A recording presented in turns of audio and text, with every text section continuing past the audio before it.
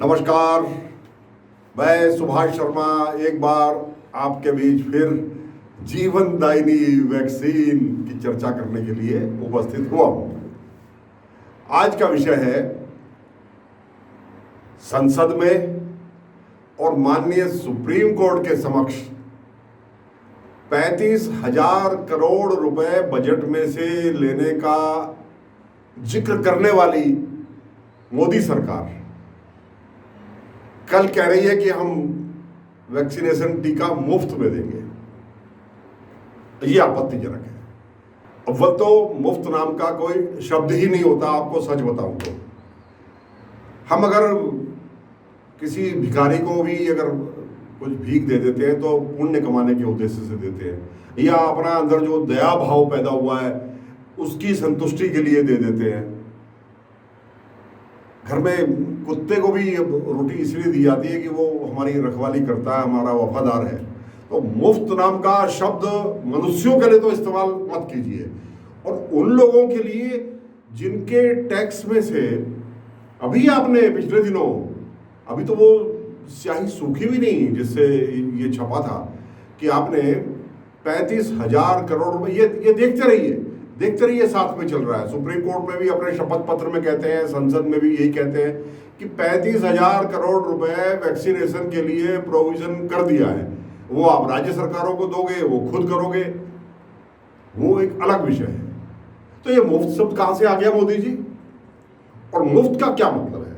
ये सरकार की जिम्मेदारी है। हम टैक्स पेइंग सोसाइटी है, हम टैक्स देते हैं, हम कदम कदम पर टैक्स देते हैं। हम घर से निकलते हैं ना, तो घर से निकलते ही जो पहला लीटर तेल का हम भरवाते हैं ना मोदी जी, उस पर 55 रुपए टैक्स आपको देते हैं। आप उसमें से हमको वैक्सीन लगवा कर मुफ्त शब्द का इस्तेमाल बहुत ज्यादा आपत्तिजनक है। ये इस्तेमाल मत कीजिएगा। अव्वल तो ये उनका हक सबसे पहले है जो जीएसटी, इनकम टैक्स इत्यादि दे करके इस सरकार का हर माह लाखों करोड़ रुपए जो कंट्रीब्यूट करते हैं बजट के लिए। लेकिन टैक्स देने वाले का दिल बहुत बड़ा होता है, इसलिए जाइए, हमने ये कहा कि सबसे पहले उनको लगाइए जो जरूरतमंद है। ये शब्द आपको इस्तेमाल करना चाहिए था मोदी जी, जो जरूरतमंद हैं, क्योंकि इस वक्त लोगों की जरूरतें बढ़ गई हैं, कामकाज नहीं है। दुकानें बंद हैं, व्यवसाय बंद है, दिहाड़ी बंद है, ठेकेदारी बंद है, रोजगार बंद है, लोग अपने अपने घरों में बैठे हैं। टैक्सी बंद है, बसें बंद हैं, ट्रक बंद है, टेम्पो बंद है, विक्रम बंद है, लोडर बंद है, ऑटो रिक्शा बंद है, दिहाड़ियां बंद है। जब दुकानें बंद है तो उनके कर्मचारियों को तनख्वाह या तो नहीं मिल रही या कम मिल रही है। तो ये सब कुछ क्योंकि बंद है, और ये बंद के लिए आपको ब्लेम नहीं कर रहे, बंद है क्योंकि कोरोना है, क्योंकि कोविड है। तो लोग इस वक्त जरूरतमंद हो गए हैं। और इसमें ऐसे लोग भी हैं मोदी जी जो जरूरतमंद हैं, लेकिन उन्होंने कभी अपने आप को गरीब नहीं कहा। वो आज संकोच के मारे हाथ नहीं फैलाते, क्योंकि जगह जगह ये समाज के दरिंदे छोटे से 2 पैकेट के लिए, मदद के लिए, 1 पैकेट मदद के लिए ये 20-20 लोग घेर के फोटो खिंचवाते हैं। ये भी मैं आपको साथ साथ दिखा रहा हूं, समाज में ये भी चल रहा है। यहां ये इत्तेफाक है कि 1-2 पार्टी के लोग इसमें नजर आ रहे हैं, मगर ये भी हो रहा है। तो ऐसे में कौन गैरतमंद आदमी मदद के लिए आगे हाथ फैलाएगा? कोई नहीं फैला सकता।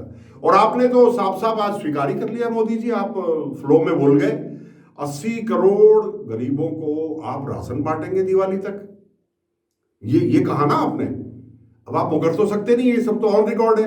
यानी आपने ये स्वीकार कर लिया कि आपके राज्य में भी पिछले 7 वर्षों में कोई सुधार नहीं हुआ। अगर पहले गरीब आदमी 40-50 करोड़ थे, 30% इतना ही तो मानते थे हम, आज वो बढ़ के 80 करोड़ हो गए। ये तो आपने स्वीकारोक्ति हो गई आपकी। तो अब हम भविष्य के लिए, जब हम इस देश के गरीबों का आंकड़ा, कौन से गरीब? वो वाले गरीब जिनके पास 2 वक्त की रोटी के लिए, अपने परिवार को पालने के लिए अनाज भी नहीं है। ये आपने कहा है मोदी जी, मैंने नहीं कहा। मुझे तो अभी भी लगता है कि आप ये सब वाहवाही लूटने के लिए कर रहे हो। अगले साल जो 3-4 बड़े राज्यों के चुनाव है, ये उसकी बैकग्राउंड के लिए आप कर रहे हो। मैंने भी कहा ना, मुफ्त में यहां मुफ्त में मौत नहीं मिलती। लोगों ने मर के भी देख लिया। यहां लाइन में लग के लोग मरे हैं। लोग पहले अस्पतालों में एडमिट होने के लिए लाइन में लगे। मैंने बहुत पहले कहा था एक बार एक वीडियो में कि आप कतार में हैं, आपका नंबर भी आएगा। वो कतार मौत के लिए थी। 4,500 लोग रोज मरे हैं मोदी जी, पिछले 2.5-3 महीने में मरे हैं। उन्होंने मर के भी देख लिया, उनको सम्मानजनक विदाई भी नसीब नहीं हुई। तो मुफ्त में यहां कुछ नहीं मिलता। जब लोगों के पास अपने प्रियजनों की अंतिम संस्कार के लिए, उनकी अंतिम विदाई के लिए इतना भी नहीं बचा, तो कितने भारी दिल से उन्होंने, किसी ने पुल पर से ऊपर से नदी में फेंक दिया, किसी ने नदी में बहा दिया, कोई बिल्कुल सतही तौर पर जमीन में गाड़ करके अपने प्रियजन को चला गया, जो कि हमारे जो हिंदुओं के रीति रिवाज में नहीं है। हालांकि एक बार व्यक्ति मृत हो गया तो फिर क्या फर्क पड़ता है, लेकिन हम इसीलिए तो मनुष्य और जीव जंतुओं से अलग है ना, हम इसीलिए तो अलग हैं। अब ऐसे तो हमारे पारसी भाई तो कितना पुण्य का काम करते हैं। वो तो साइलेंस ऑफ टावर, वो तो एक पेड़ पर गठरी बांध करके अपने प्रियजनों को ऊपर टांग देते हैं। मैंने देखा है, मैंने लद्दाख में वहां देखा है, लोग एक सुनसान जगह पर अपने प्रियजनों के टुकड़े करके डाल देते हैं कि इसको पक्षी वक्षी खा लेंगे। तो ये ऐसा होता है। मगर ऐसे में ये कहना कि मुफ्त दोगे, मुफ्त टीका लगाओगे, किसको बहला रहे हो? ये जो हिंदुस्तान की जरूरत है ना, 200 करोड़ टीके, 100 करोड़ लोगों को, अभी छोटे बच्चों को हमने नहीं गिना, 100 करोड़ लोगों को 2-2 डोज देने के लिए जो 200 करोड़ डोज हमको चाहिए, उस 200 करोड़ डोज के लिए जो 35,000 करोड़ रुपए, इसकी भारी भरकम राशि आपने बजट में से निकाल करके लिए वैक्सीनेशन के लिए सुरक्षित रखी है ना। मालूम है कितना पैसा उसमें एक डोज के लिए मिलने वाला है आपको? 175 रुपए। जरा कैलकुलेटर लेकर के गुणा भाग कर लीजिए, बड़ा कैलकुलेटर लीजिएगा जिसमें 20,000 करोड़ रुपए की रकम आ जाए। मैंने कर लिया कैलकुलेट, तभी आपको बोल रहा हूं। आपको 175 रुपए मिल रहे हैं, 150 रुपए की आपको वैक्सीन मिलेगी। ये प्राइस निर्धारित कर रखी है वैक्सीन निर्माताओं ने। ये आपने प्राइस सुप्रीम कोर्ट के दखल के बाद आपके चहेते अडार पूनावाला ने ये प्राइस बताई थी कि सरकार को 150 रुपए में देंगे। अब आप खरीदोगे तो आपको 150 मिलेगी, तो 150 के ऊपर भी 25 रुपए आपको एक्स्ट्रा मिल रहे हैं इसमें। वो आपका transportation charge, spill over charge, आपकी वेस्टेज, उसमें सब निकलती है। तो मोदी जी इसकी व्यवस्था हमारे टैक्स में से, हमारे बजट में से करने के बाद आप मुफ्त बोल करके हमारा उपहास कर रहे हो। हम आपसे ये बात आज स्पष्ट कहना चाहते हैं, मुफ्त में कुछ नहीं है।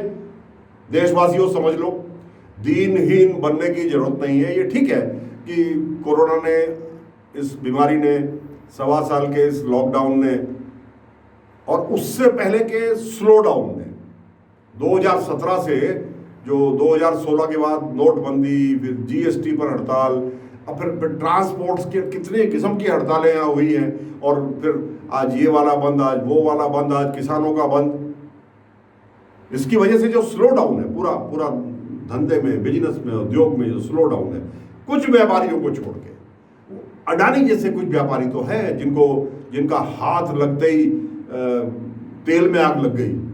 उनके ब्रांड फॉर्च्यून ने जैसी सरसों के तेल में हाथ लगाया ना, तो उसी में आग लग गई। इस विषय पर अलग से बात करेंगे, आज विषयांतर ना हो, इसलिए मूल विषय पर लौटते हैं।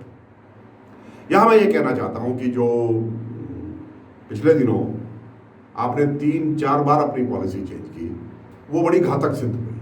आपको ये बात स्वीकार करनी चाहिए।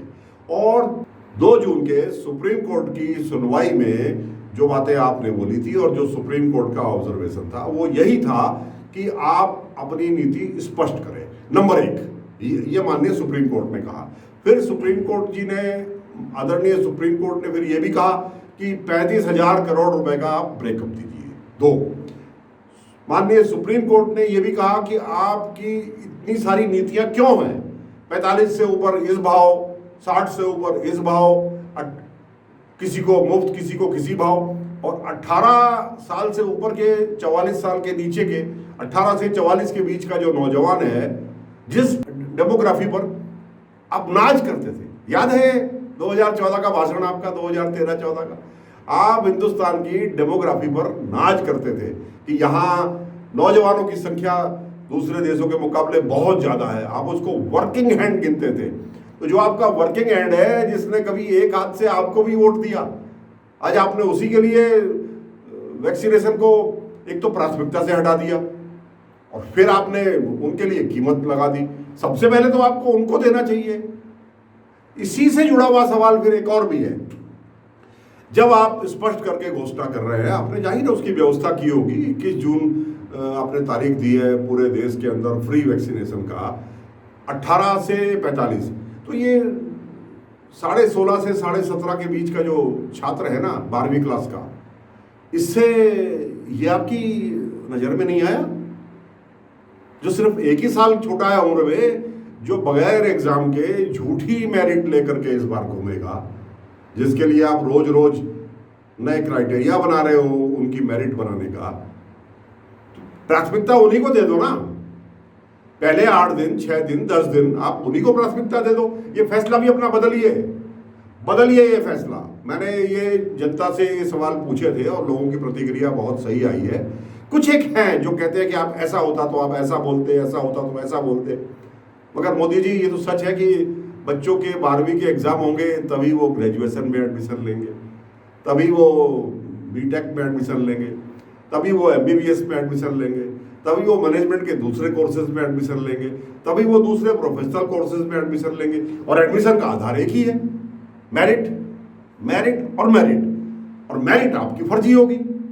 तो अभी भी आपसे कहना है मेरा, निशंक जी, प्रधानमंत्री जी, अपना फैसला बदलिए। और ये जो वैक्सीनेशन ड्राइव 21 तारीख का, हम इसके लिए आपका बहुत बहुत बहुत आभार करते हैं। चलिए, हम आपकी पुरानी गलतियां भी छोड़ देंगे, लेकिन सबसे पहले इन नौजवानों को जो 12वीं क्लास के छात्र हैं उनका वैक्सीनेशन करिए। 5 दिन में करिए, 8 दिन में करिए, 10 दिन में करिए।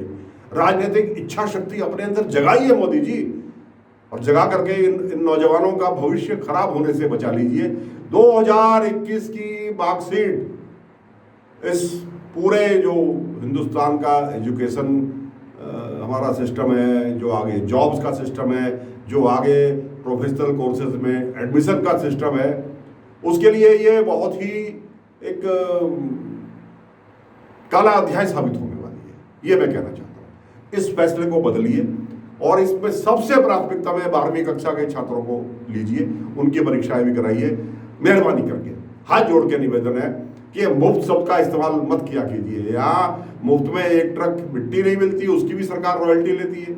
मुफ्त आप कैसे दे सकते हो?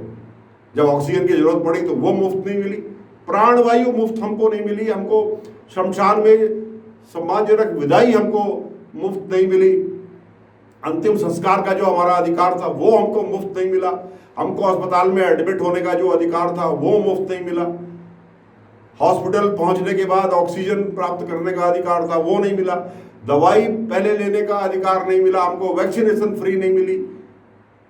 तो किसको बहला रहे हो आप कि आप फ्री दोगे? अब आप फिर लाइनों में खड़ा करोगे दोबारा से, क्योंकि आपके पास जो आपका नीति निर्धारक है वो इस बात का ध्यान रखते नहीं है। हमारे देहरादून जैसे शहर में ऐसा हो रहा है। विचार कीजिएगा मेरी बातों पर आज। और ये मुफ्त शब्द पर तालियां बजाना बंद करिए। कोई कृपा नहीं चाहिए हमको। हम अपने राज्य के लिए हम वफादार हैं, हम अपने राज्य के लिए खड़े होते हैं, हम अपने राज्य को टैक्स देते हैं और अपना देश हमें जान से भी प्यारा है। इसलिए सरकार का ये कर्तव्य है।